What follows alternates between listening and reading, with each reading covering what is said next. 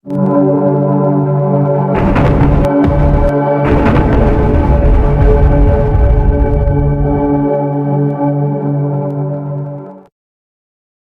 Students, कैसे हैं आप सब। हमारे YouTube channel AI coding tech में आप सबका स्वागत है। आज हमारा इंग्लिश स्पोकन कोर्स का 15वां बैच है। हेलो हेलो हेलो, वेलकम, नमस्ते। लर्न वन के इस प्लेटफॉर्म पे आई होप आप सबको बहुत मजा आ रही है और अभी तक आप काफी सारी चीजें सीख चुके हैं मुझसे, पढ़ाई में काफी आगे बढ़ चुके हैं एंड आई होप कि आप ये सारी चीजों की प्रैक्टिस कर रहे हैं घर पे, because practice makes a man perfect. Women को भी परफेक्ट कर देता है वैसे, तो प्रैक्टिस जरूर कीजिएगा। पिछले क्लास में मैंने आपसे बात की थी कॉन्सोनेंटल साउंड्स की, यानी कि कॉन्सोनेंट्स की। उससे पहले मैंने आपसे वावल्स डिस्कस किए थे, जिसमें मोनोप्थॉन्ग्स की बात की थी, डिप्थॉन्ग्स की बात की थी, और उसके बाद हम कॉन्सोनेंट्स पे आए थे। तो मैंने इंग्लिश में जितने साउंड्स हैं उन सब से आपको इंट्रोड्यूस करवा दिया था। लेकिन अभी भी मैं जानती हूं कि इंग्लिश में, क्योंकि English is a funny language ना, तो इंग्लिश में ऐसे बहुत सारे साउंड्स हैं जो अभी भी हम थोड़ा मुश्किल से बोल पाते हैं। इंडियंस को काफी दिक्कत आती है इन साउंड्स में, क्योंकि काफी साउंड्स ऐसे होते हैं जो शायद हमारी भाषा में ना हो। तो आज की क्लास में मैं उनमें से कुछ कॉमन साउंड्स लेने वाली हूं और आपकी प्रॉब्लम को सॉल्व करने वाली हूं। तो इसके बाद आपका प्रोनाउंसिएशन तो परफेक्ट हो ही जाने वाला है। बट पहले तो ये जान लेते हैं कि ये सब होता क्यों है। इंग्लिश में एक चीज तो कंफर्म है कि लिखते कुछ और है और बोलते कुछ और है। उन भाषाओं में से एक है इंग्लिश। काफी सारे वर्ड्स अच्छे भी है, इंग्लिश हमारी इंटरनेशनल लैंग्वेज है तो इतनी बुराई नहीं करनी चाहिए, पर काफी सारे वर्ड्स उसके अच्छे भी है, जैसे लिखे जाते हैं वैसे ही बोले जाते हैं। लेकिन कुछ वर्ड्स जैसे कि कर्नल ले लो फॉर एग्जाम्पल, उसका स्पेलिंग क्या है पता है? COLONEL। अब अगर ये पेपर पे लिखा होगा तो आप किसे पढ़ोगे? कोलोनल? नहीं, इसका प्रोनाउंसिएशन है कर्नल। तो इसमें स्पेलिंग में तो आर है ही नहीं, लेकिन बोलते वक्त हम आर यूज करते हैं। तो कुछ चीजें ऐसी है इंग्लिश में जिसका लॉजिक है, और कुछ चीजें हैं जिसका ब्लेम हम डालने वाले हैं हिस्ट्री पे। तो सबसे पहले तो आपका मेन सवाल आंसर करती हूं कि ये इंग्लिश वर्ड जैसे है क्यों, जो लिखते हैं वो क्यों नहीं बोलते। तो हुआ ये था कि इंग्लिश जो है ना वो इतनी चलती नहीं थी पहले। आज इसे इंटरनेशनल लैंग्वेज का दर्जा जरूर मिला है, लेकिन पहले जब ये नई नई आई थी तब इतनी नहीं चलती थी। उसका कारण है, पहले लैटिन और फ्रेंच ज्यादा चलती थी। फ्रेंच तो आज भी चलती है, लेकिन लैटिन इतनी नहीं चलती। जैसे इंडिया में हुआ था हिंदी के लिए, पहले चलती थी संस्कृत अच्छे लोगों के लिए, और जो नॉर्मल लोग थे वो लोग बोलते थे प्राकृत। प्राकृत से आई देवनागरी, और देवनागरी से आई हमारी हिंदी। तो इंग्लिश का भी जन्म ना कुछ ऐसे ही हुआ है, इसीलिए इंग्लिश हिंदी काफी सेम है, भाई बहन जैसे हैं। तो इंग्लिश में क्या हुआ था कि पहले लैटिन थी, फ्रेंच थी, तो लोग इंग्लिश में बात नहीं करते थे। लेकिन उसके बाद धीरे धीरे राइटर्स आने लगे, इंग्लिश में लिखने लगे, और इसीलिए लोगों को इंग्लिश में मजा आने लगा, तो ज्यादातर लोग इंग्लिश में बात करने लग गए। पर तब बात करने के लिए, अपना इमोशन एक्सप्रेस करने के लिए वर्ड्स तो चाहिए। इंग्लिश के पास इतने थे नहीं। तो जैसे हम पड़ोसी से शक्कर मांगते हैं ना, वैसे ही इंग्लिश भी अपने आस पड़ोस की सारी भाषाओं के पास जाके वर्ड्स लेके आई। तो लैटिन से वर्ड्स लिए, जर्मन से लिए, स्पेनिश से लिए, और फ्रेंच से भी लिए, बहुत सारी लैंग्वेजेस से लिए। कुछ कुछ वर्ड्स तो संस्कृत से भी लिए हैं। तो इंग्लिश ने किया ये कि उनके प्रोनाउंसिएशंस ले लिए और स्पेलिंग्स अपनी खुद की बनाने लग गए। तो तब कुछ फर्क आता था स्पेलिंग्स में, जो राइटर्स लिखते थे वही स्पेलिंग हो जाती थी। जैसे कि जनरल, तो तब जनरल की स्पेलिंग पता है क्या थी? GENERALL। आज की स्पेलिंग में डबल एल नहीं है, सिंगल एल है। तो ये सब चेंजेस होते गए धीरे धीरे, आज तक हो रहे हैं। लेकिन ज्यादातर वर्ड्स 16th सेंचुरी में फिक्स हो गए। फिक्स इसीलिए हुए क्योंकि आपके न्यूज़पेपर जो आप पढ़ते हैं उसका जन्म हुआ 16th सेंचुरी में, यानी कि प्रिंटिंग प्रेस आई थी, तो चीजें प्रिंट होने लगी, और जब वो कागज पे आ जाती है तब वो फिक्स हो जाती है। इसलिए वो चीज के बाद काफी सारी स्पेलिंग्स सेम रह गई और आज तक चलती है। इसका कारण है, यही कारण है कि इंग्लिश के काफी सारे वर्ड्स लिखे अलग तरीके से जाते हैं और बोले अलग तरीके से जाते हैं। है ना मजेदार हिस्ट्री। अब हिस्ट्री समझ चुके हो तो आ जाते हैं कॉमन डिफिकल्ट साउंड्स पे। तो जो भी हुआ हो इंग्लिश में, हमें तो मतलब है सिर्फ और सिर्फ सीखने से। तो हम आज जो भी साउंड आपको डिफिकल्ट लगते हैं वो सीखेंगे। जैसे कि लास्ट क्लास में मैंने आपको बोला था कि जो टीएच है ना, कुछ जगहों पे थ कहते हैं इसे और कुछ जगहों पे ध कहते हैं। और मुझे मालूम है कि तब आपको ये कंफ्यूजन आया था कि मैं कहाँ थ यूज करूं और कहाँ ध यूज करूं। तो आज मैं आपको पहले तो इनका डिफरेंस समझा देती हूँ। थ में होता यह है कि आपकी जो ये जुबान है, जो टंग है आपका, वो टीथ के बीच में आएगा और आवाज अंदर से निकलेगी। आपके गले के जो वोकल कॉर्ड्स है वो आवाज निकालेंगे, हवा थोड़ी सी बाहर निकलती है जिसे हम बोलते हैं थ। थ जब आप बोलेंगे तो थोड़ी सी हवा निकलेगी बाहर मुंह से। और जो ध होता है उसके लिए जो हमारी टंग होती है वो हमारे ऊपर के टीथ के पीछे चली जाती है और ये थोड़ा सा साउंड जो है वो थोड़ा सा ऊंचा है, स्वर इसका ऊंचा है, सॉफ्ट नहीं है, थोड़ा हार्ड है, तो इसे कहते हैं ध। हवा इसमें भी निकलती है पर थ जितनी नहीं। तो ये तो बोलने का फर्क हुआ। जैसे कि अब कभी कभी आप बोलते हैं थिंक, थीसिस, बाथ, तो ये सब वर्ड्स में हम थ यूज कर रहे हैं। और काफी सारे ऐसे वर्ड्स होते हैं जैसे therefore, there, this, the, then, इसमें हम द यूज करते हैं।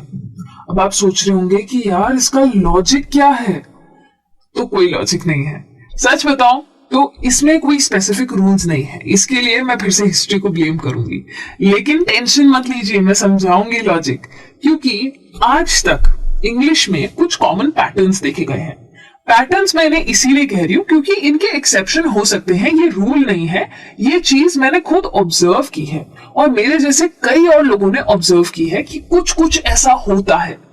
तो जैसे कि अगर आप कोई वर्ड देख रहे हैं, ये आपको रीडिंग में काफी काम आएगा और जैसे जैसे आप पढ़ेंगे ना वैसे वैसे आपको वर्ड्स का प्रोनाउंसिएशन आने लगेगा।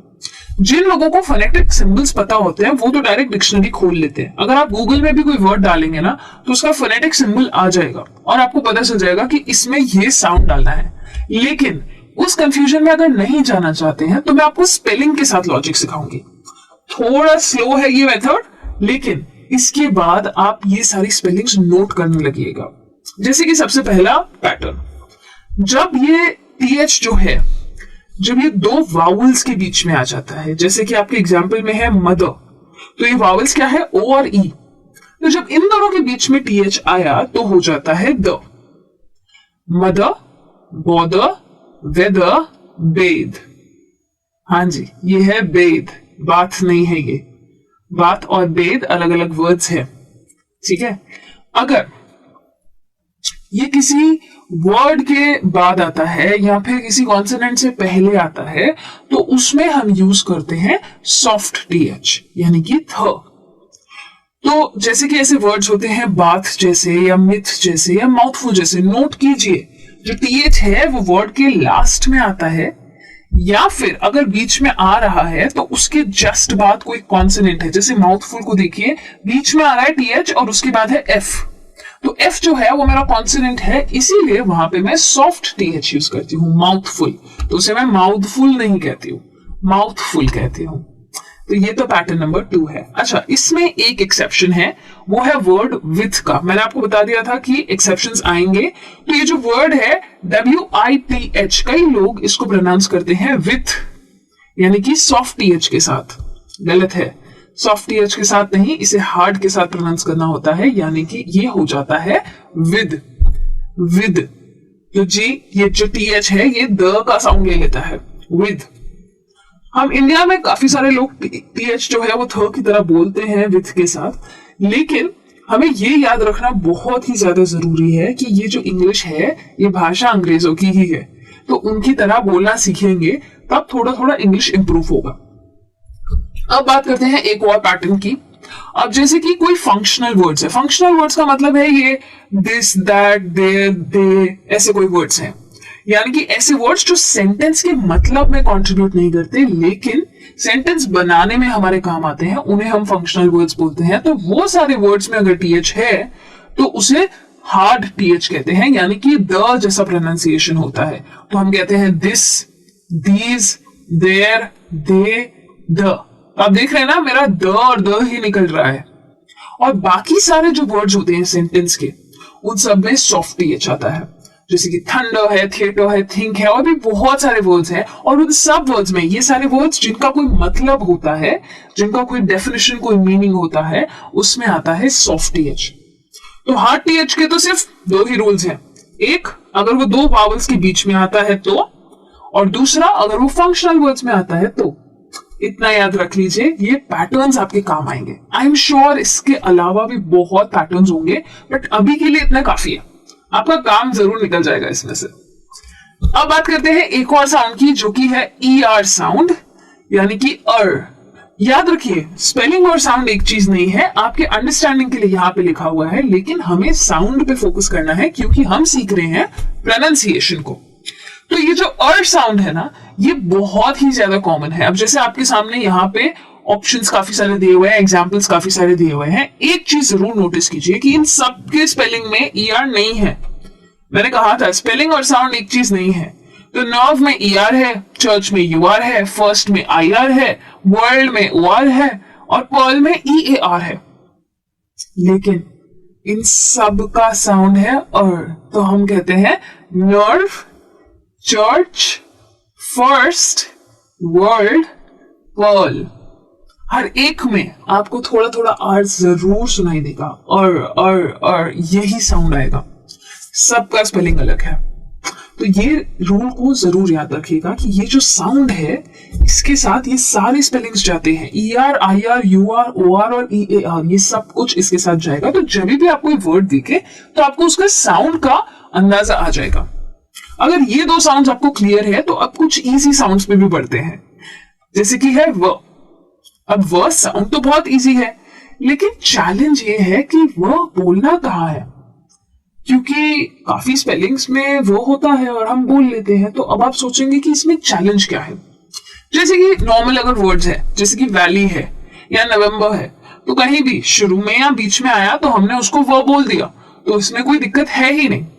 या फिर कोई वर्ड के एंड में भी अगर आ जाता है तो भी हम उसको बोल ही देते हैं, वो की तरह ही बोल देते हैं। लेकिन ये जरूर याद रखिए कि जब वो एंड में आता है तो उसका स्पेलिंग ज्यादातर केसेस में VE हो जाता है। जब शुरू और बीच में आता है ना, तो हम सिर्फ V लिखते हैं, इसलिए हमें पता है वो। जैसे कि अगर वर्ड है नेगेटिव, ठीक है, तो नेगेटिव का स्पेलिंग है NEGATIVE। तो ये जो VE आ जाता है, उसमें काफी सारे लोग कंफ्यूज हो जाते हैं कि अब मैं E को कैसे बोलूं, क्योंकि नेगेटिव तो वो पे खत्म हो गया, तो काफी लोग उसको बोल देते हैं नेगेटिव। तो ये जो E है ना, ये हमें नहीं बोलना है। कई सारे वर्ड्स ऐसे भी होते हैं जो IVE में जाते हैं या सिर्फ और सिर्फ VE में जाते हैं, जैसे कि ऑप्शन दिया हुआ है यहाँ पे इम्प्रूव। ये जो एग्जाम्पल है इम्प्रूव या फिर अट्रैक्टिव, दोनों का स्पेलिंग जो है उसको नोट कीजिए, मैंने अंडरलाइन किया है आपके लिए। तो कैसे भी उसको स्पेल किया हो, VE हो या IVE हो, आप उसको वो की तरह ही बोलेंगे, ठीक है। काफी सारे नामों में भी, जैसे इंसानों के नाम या जगहों के नाम में वो साउंड आता है। तो मोस्ट ऑफ साउंड्स तो इजी होते हैं, लेकिन एक नाम है, ये जो बीच में लिखा हुआ है STEPHEN। क्या आप इसको स्टीफन कहते हैं? अगर हाँ, तो ये प्रोनाउंसिएशन गलत है। ये लिखा जरूर PH है, लेकिन इसे कहा जाता है स्टीवन। तो ये जो PH है, ये भी V का साउंड ले लेता है। बहुत ज्यादा लॉजिक ढूंढने मत बैठिएगा, वरना सर पकड़ के बैठ जाएंगे। आपको प्रोनाउंसिएशन सिखा रही हूँ, इसीलिए सिखा रही हूँ ताकि गलती ना हो। इसलिए मैंने आज एक्सेप्शंस की बात करना शुरू किया है, ताकि मैं जानती हूँ कि आप नॉर्मल वर्ड्स तो इजीली बोल लेंगे, पर ये जो एक्सेप्शंस है, ये अगर आपको आ गए तो फिर कहीं पे भी प्रोनाउंसिएशन में प्रॉब्लम नहीं आएगी। कई सारी जगहें ऐसी होती है, जैसे कि कोई वर्ड है और उसका हमें प्लूरल करना है, जो जिस वर्ड में F होता है, जैसे कि लाइफ। तो लाइफ का जब मैं प्लूरल फॉर्म करती हूं, तब वो हो जाता है लाइव्स। तो वहां पे भी V आता है, तो F जो होता है वो V में चला जाता है। जैसे कि हमारा एक नंबर है 5, तो उसका स्पेलिंग कुछ लोग FIFE लिखते हैं, कुछ लोग FIVE भी लिखते हैं, दोनों स्पेलिंग्स एक्सेप्टेड है। लेकिन अगर FIFE भी है और उसका प्लूरल करना है, तो वो हो जाता है फाइव्स। तो जो V है वो आ जाता है F की जगह पे। तो इस चीज का बहुत ज्यादा ध्यान रखिएगा, चिंता मत करना बिल्कुल भी। उसके अलावा ST साउंड के बारे में भी मैं आपसे बात करने वाली हूं अभी। अब ये एसटी साउंड क्या है ये जानने की पहले कोशिश करते हैं। मैं जानती हूं कि जब भी हम ये एसटी देखते हैं तो हमारे मन में आता है स्त स्त, पर ये चीज का जरूर ध्यान रखिएगा कि इंग्लिश में त होता ही नहीं है, ट होता है इंग्लिश में। इसलिए ये जो एसटी का साउंड है, जो स्पेलिंग की मैं बात कर रही हूं, उसका जो साउंड है वो है स्ट स्ट। इसीलिए ऐसे वर्ड्स आते हैं स्टॉर्म, फर्स्ट, स्टॉप, लास्ट। अब एसटी जो है ना, इसके पास भी कोई स्पेसिफिक रूल्स नहीं है। जो भी हमने नोटिस किया है वो सब कुछ हमने पैटर्न से नोट किया है। तो ये तो मैं जानती हूं कि फर्स्ट है, स्टॉप है, लास्ट है, तो पहले या आखिरी में आया तो हमने उसको स्टॉप बोला। लेकिन उन वर्ड्स का क्या जिनके बीच में एसटी आ जाता है, जैसे कि क्रिसमस। तो क्रिसमस में तो स्ट आया ही नहीं, तो डेफिनेटली नहीं आया, स फिर भी आ गया। तो ऐसा क्यों? या ऐसा कोई वर्ड है कासल। तो ऑब्जर्वेशन ये है कि जब भी किसी वर्ड के बीच में आ जाता है एसटी, तो फिर वो जो टी होता है, यानी कि जो ट का साउंड होता है, वो चला जाता है साइलेंट मोड पे। साइलेंट वर्ड्स भी बहुत सारे होते हैं इंग्लिश में, ये तो आपको जरूर याद होगा ही। तो अभी के लिए इतना ही, लेकिन ये काफी नहीं था। हाँ, अभी बात खत्म नहीं हुई है। अभी तो मुझे आपके साथ और भी बहुत सारी बातें करनी है इस टॉपिक के बारे में, लेकिन वो अब अगले वीडियो में। तो अगले वीडियो में लेके आ रही हूँ इसी टॉपिक की थोड़ी और नई बातें आपके लिए, इसलिए जल्दी जाके वापस आओ, मैं भी आती हूँ। तब तक के लिए thank you so much and bye bye. So students, video को लाइक जरूर करें और नेक्स्ट वीडियो के लिए चैनल को सब्सक्राइब जरूर कर दें।